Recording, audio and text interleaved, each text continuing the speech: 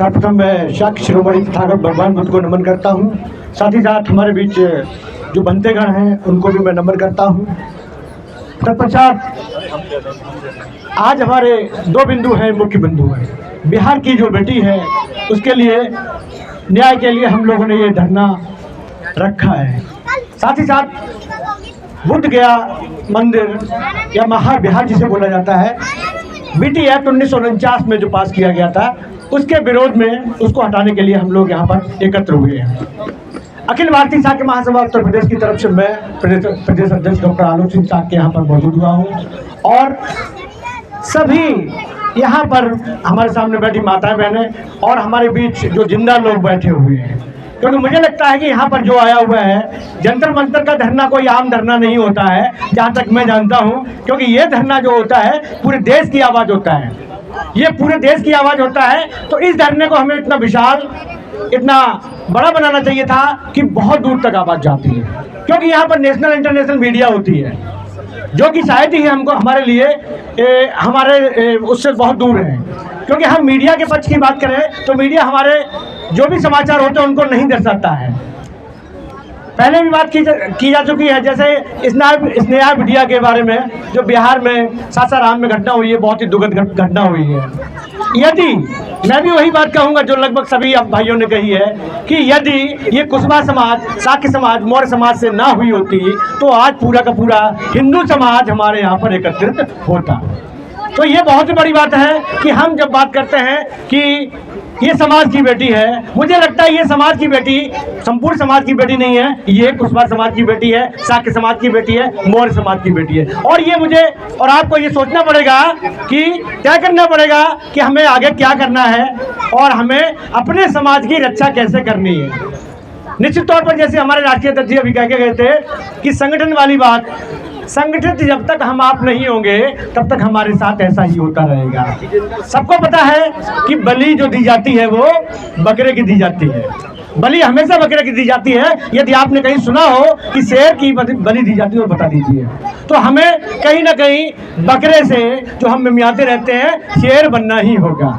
चंद्रगुप्त के सपनों की बात करते हैं, अखंड भारत की बात करते हैं, चक्रवर्ती सम्राट अशोक की बात करते हैं, तो हम केवल इतिहास पर गर्व करके नहीं जी सकते हैं। बहुत अच्छी बात है कि हम शाक्य वंश से हैं, बुद्ध के वंशज हैं, हम सम्राट अशोक के वंशज हैं, चंद्रगुप्त मौर्य का अखंड भारत का निर्माण हमने किया था। लेकिन सोचने वाली बात है कि इतिहास पर गर्व आप तक कब तक करेंगे। हमको सोचना है कि आज हम कहाँ पर हैं, आज हमारे लोग कहाँ पर हैं, हम राजनीतिक हिस्सेदारी में कहाँ पर हैं। मुझे नहीं लगता कि राजनीतिक हिस्सेदारी हमारी 1% भी है, शून्य के समान हमारी जो भी है वहाँ पर हम गुलामी की तरह रहते हैं। क्यों? क्योंकि हम मुखिया तो कहीं है ही नहीं। तो जब तक हम राजनीतिक हिस्सेदारी नहीं लेंगे तब तक हमारे साथ ये सब होता रहेगा। मैं आपको बहुत छोटी बात बताऊं, मैं जनपद मैनपुरी का रहने वाला हूं। वहाँ पर एक समाज होता है गेहार समाज। गेहार समाज बहुत छोटे छोटे समाज में टुकड़े होते हैं, उनकी कॉलोनी होती है, रहते हैं। लेकिन आज दिन तक, पिछले 40 सालों का इतिहास में बता रहा हूँ, जितनी मेरी उम्र हो गई है, कि आज दिन तक उनके समाज की किसी बिटिया का या किसी महिला का अत्याचार नहीं हुआ है। बलात्कार तो छोड़ ही दीजिएगा। तो कहीं ना कहीं हमको इन चीज़ों से, इन लोगों से सोचना है और इन लोगों को देखकर अपने आप को मजबूत बनाना है कि हम कहाँ पर हैं। जब तक हम मजबूत नहीं होंगे, अपने आप को, अपनी महिलाओं को शिक्षित नहीं करेंगे, तब तक ये सब हमारे साथ होता रहेगा। हमारा यही कहना सभी लोगों से है। जहाँ तक मुझे जानकारी है, आज इस धरने में लगभग 12 से 13 संगठन शामिल होने वाले थे, लेकिन बड़ा ही विडंबना है कि जो हमारी संख्या होनी चाहिए थी वो नहीं है।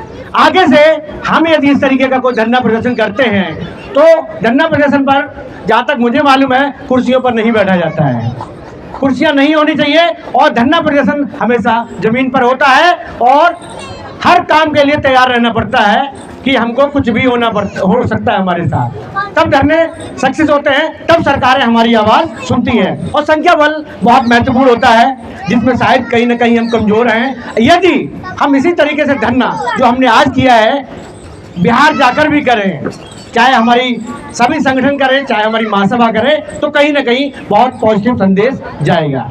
और फिर मैं वही बात दोहराऊंगा कि जैसा कि हमारे राष्ट्रीय अध्यक्ष जी ने कहा था कि मंच पर चीखने चिल्लाने से बहुत कुछ नहीं होता है, उसका अपना महत्व है, लेकिन हमें जमीन पर भी काम करना पड़ेगा, हमें घर घर जाना पड़ेगा, हमें लोगों को जोड़ना पड़ेगा, तब इसने ऐसी बिटिया को हम सम्मान न्याय दिला सकेंगे। अन्यथा की स्थिति में हमारे साथ शोषण होता रहेगा और हम मुट्ठी भर लोग इकट्ठे होते रहेंगे और ये सब हमारे साथ चलता रहेगा। हम आप लोगों से यही गुजारिश करते हैं कि जब भी आपको बुलाया जाए संगठन के तौर पर, एक जो कि हम लोग आते चूंकि बुद्धिज्म से आते हैं, बुद्ध धम्म संघ की बात करते हैं, तो बुद्ध ने एक बहुत बड़ी बात कही थी, त्रिरत्न में कही थी, धम्मम शरणम गच्छामि संघम शरणम गच्छामि। तो तीसरा जो पॉइंट होता है संघम शरणम गच्छामि, कहीं ना कहीं हम और आप उसको भूल गए हैं और उसको तिलांजलि दे बैठे हैं, और उस संघ का प्रयोग करके उसी संघ का वही बातें, वही विचारधारा को लेकर आप सबको पता है कि एक संघ खड़ा हो गया है पूरे देश में जो जिसकी पहुंच घर घर तक है। तो इस तरीके का संघ आपको निर्माण करना होगा, हमको आपको, क्योंकि हमारा जो लिटरेचर है, हमारा जो साहित्य है, उसको पढ़कर दूसरे तो बहुत कुछ सीखते हैं, लेकिन हम अपना साहित्य नहीं पढ़ते हैं, ना सीखते हैं, ना ही जानने की कोशिश करते हैं। और आज हालात ये है कि हम पिछड़ा वर्ग में ही नहीं, जहाँ तक हमें मालूम है, उत्तर प्रदेश की बात करते हैं तो हम अति पिछड़ा वर्ग में आते हैं, और वो सही भी है क्योंकि हम अति पिछड़ा वर्ग से ही हैं, क्योंकि ना तो हमारे पास शिक्षा है, ना राजनीति है, ना हमारे पास सिस्टम में बैठे लोग हैं। तो जब तक सिस्टम में हमारे लोग नहीं होंगे, जब तक हमारी राजनीति में भागीदारी नहीं होगी, हिस्सेदारी नहीं होगी, तब तक हमको ऐसे ही झेलना पड़ेगा। हमारा यही कहना है कि राजनीतिक हिस्सेदारी हमारे बढ़ानी पड़ेगी।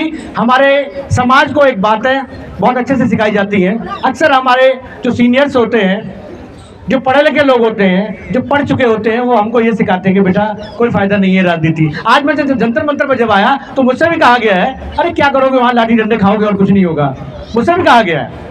तो मैंने उनको कहा ऐसा नहीं होता है, लाठी डंडे खाने के बाद भी जब जैसे बाबा राव भीमराव अम्बेडकर ने जो त्याग किया था, तब जाके हमें संविधान मिला और मैं आज आपके सामने यहाँ पर बोल पा रहा हूँ। तो ये हमको करना पड़ेगा, राजनीतिक हिस्सेदारी हमें तय करनी होगी कि कैसे राजनीति में हिस्सा लें। पढ़े लिखे लोगों को आगे आना पड़ेगा। फिर आप कहते हैं कि नेता अनपढ़ है, गंवार है, इसको ये नहीं आता है। जब पढ़े लिखे लोग आगे चल के नहीं आएंगे तो नेता तो वही बनेंगे ना, इनको साम दाम दंड भेद आता है। आपको तो पढ़ाई आती है, आपने ग्रेजुएट हो गए, आप पीजी हो गए, आप पीएचडी कर लिए, आपको यहाँ पे शर्म आ रही है मंच पर बैठने पे, यहाँ पे गंदे फर्श पर बैठने में शर्म आ रही है क्योंकि आप जॉब कर रहे हो, क्लास 1 की क्लास 2 की जॉब कर रहे हो, तो आप मंच यहाँ पर बैठ नहीं सकते हो। आप तभी बैठोगे जब हम मंच पर आपको कुर्सी देंगे, सम्मान से आपका नाम लेंगे, फलाने सिंह मौर्य आए और उनको माला पहनाएं, तब जाके आप आएंगे, अन्यथा आप नहीं आएंगे। तो हमारी आपसे यही गुजारिश है, जो बीटी एक्ट है उसको खत्म किया जाए और सभी लोग कम से कम अपने स्तर से सोशल मीडिया, क्योंकि मैं आपको फिर बता दूं कि हमारे पास ना तो प्रिंट मीडिया है, ना ही हमारी जो नेशनल मीडिया है, ना इंटरनेशनल मीडिया है। हमारे पास सिर्फ और सिर्फ ताकत है क्योंकि हमारे पास जनबल तो है, लेकिन हम उसका प्रयोग करना नहीं जानता। और हमारे पास जो जनबल है वो है सोशल मीडिया। यदि सोशल मीडिया पर हर व्यक्ति अपने साथ साथ 8-10 लोगों के साथ इसका विरोध करेंगे तो निश्चित तौर पर ये हमारा संदेश ऊपर तक जाएगा और हमारी बात सुनी जाएगी। ऐसा नहीं है कि हमारी बात नहीं सुनी जाएगी, निश्चित तौर पर आज नहीं तो कल किसी भी काम के लिए इतना हो सकता है कि हमें समय लग सकता है, लेकिन हमारी बात सुनी जाएगी। बिटिया को, बिहार की बिटिया को सम्मान भी मिलेगा, न्याय भी मिलेगा, उसके परिवार के लोग हैं उनको भी सम्मान मिलेगा। लेकिन शर्त यही है कि हमें और आपको एसी से निकलकर बाहर आना पड़ेगा, फर्श पर बैठना होगा, लाठी डंडे खाने होंगे और नुकसान झेलना पड़ेगा, तब आने वाली पीढ़ी हम सुरक्षित कर पाएंगे। आप लोगों को पता होगा बिहार के एक बहुत बड़े, बिहार के लेनिन जिनको बोलते हैं, बिहार के लेनिन हुए जगदेव प्रसाद बाबू जी कुशवाहा जी, उन्होंने कहा था पहली पीढ़ी के लोग जो थे वो मारे जाएंगे और दूसरी पीढ़ी के लोग जेल जाएंगे और तीसरी पीढ़ी के लोग राज करेंगे। तो 2 पीढ़ियां हम लोगों ने गुजार दी हैं और तीसरी पीढ़ी हमारी आ गई है। और तीसरी पीढ़ी का मतलब है हमारा बुद्धमय भारत, पुनः बुद्ध में भारत होगा और हम लोग पुनः राज करेंगे, सम्राट अशोक के सपनों को साकार करेंगे। शर्त यही है, संघम शरणम गच्छामि।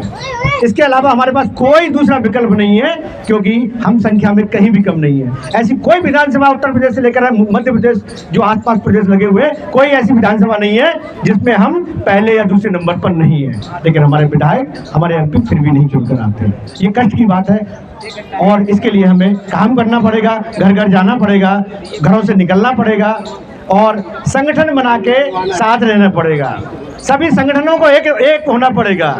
ऐसा नहीं है कि हम मौर्य महासभा चला रहे हैं, आप शाक्य महासभा चला रहे हैं, कुशवा महासभा, आपस में ही सबके सब भिड़े जा रहे हो। ऐसे काम नहीं चलेगा। आप चला रहे हो अच्छी बात है, लेकिन जब सामूहिक बात हो तब तो हमको एकत्र होकर इस मंच से बोलना चाहिए, एक साथ आवाज आना चाहिए। ये कुशवा महासभा के राष्ट्रीय अध्यक्ष बैठे हुए हैं, ये मौर्य महासभा के बैठे हुए, ये शाक्य महासभा के बैठे हो, इसका संदेश जाएगा जो ऊपर बैठे हुए हैं। आप क्या सोचते हो मैं बोल रहा हूँ, ये खबर शासन में नहीं जा रही है। यहाँ पे LIU के लोग घूम रहे होंगे, LIU के लोग सारे, उनका काम ही यही रिपोर्ट देना कि आज वहाँ पर क्या हुआ। क्यों? शासन सत्ता को आप क्या कमजोर समझते हैं? शासन सत्ता का सबसे बड़ा जो काम होता है, सबसे बड़ा डर लगता है कि कहीं ना कहीं विरोध ना हो जाए, और उस विरोध को दबाने के लिए वो क्या करते हैं, अपने LIU से वो फीडबैक मांगते हैं कि कहाँ क्या चल रहा है, और वो फीडबैक जैसा जाएगा वैसा वो रिएक्शन लेंगे, वो आपको तभी न्याय देंगे। बहुत सारी बातें हो गई, बहुत सारी बातें कहने को हैं, हमारे बीच में और भी वक्ता हैं। मैं इन्हीं सब बातों के साथ अपनी बाड़ी को विराम देता हूँ। धन्यवाद। नमो बुद्धाय। जय भीम, जय अशोक।